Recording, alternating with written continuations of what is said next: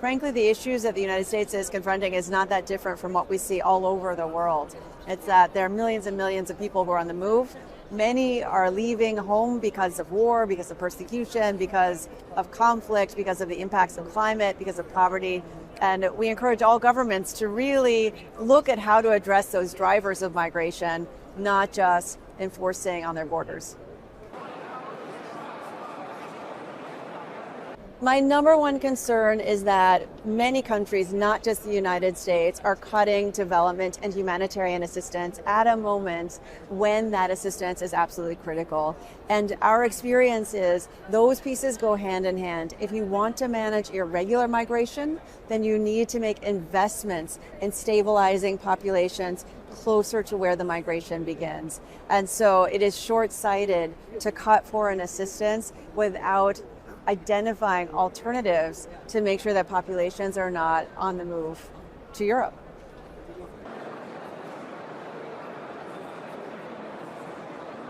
In fact, we're seeing a reversal of the flows. Not only are fewer people coming to the United States and Mexico border, more are actually heading south.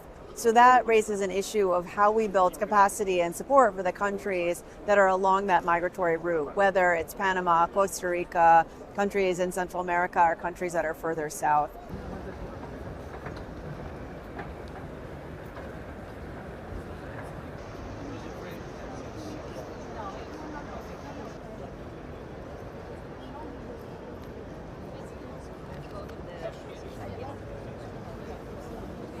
We've heard directly from President Zelensky and many of his cabinet officials that they want to find ways for Ukrainians to come back home. They want to make sure that those links continue. So we have been supporting engagement around ensuring access to Ukrainian education, Ukrainian language, especially for the young people of Ukraine who may now be living outside of the country.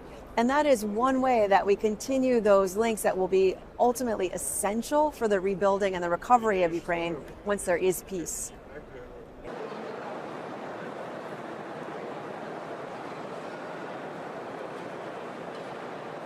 We saw Venezuelan migrants go all over the Latin American countries looking for safety, looking for job opportunities, and places where they could get regular status, places where they could get access to schooling for their children, places where they could get job opportunities, are places where they're more likely to settle and more likely to stabilize.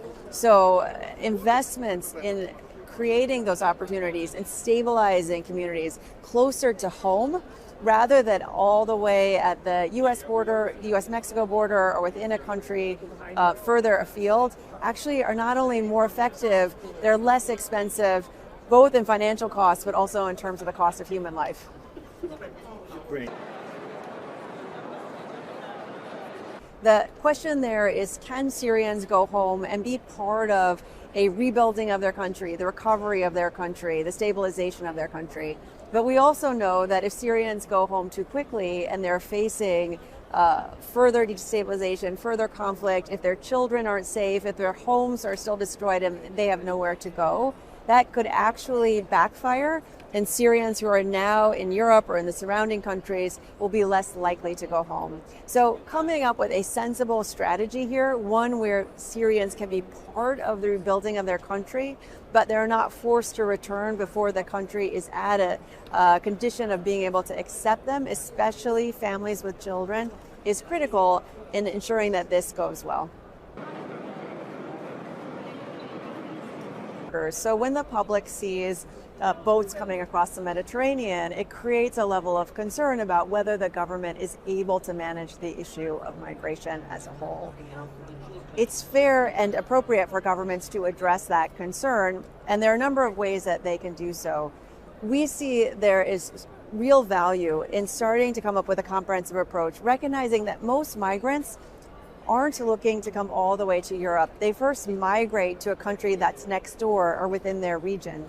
If they can find safety, if they can find a job opportunity, if they can find a future for themselves there, they're more likely to stay there. And we encourage governments, again, not to cut the development assistance to those first host countries, because you can be much more effective not only in managing irregular migration to Europe, but coming up with solutions that are more human rights centered, that are more development focused, and that ultimately will be more effective in stabilizing communities that are on the move.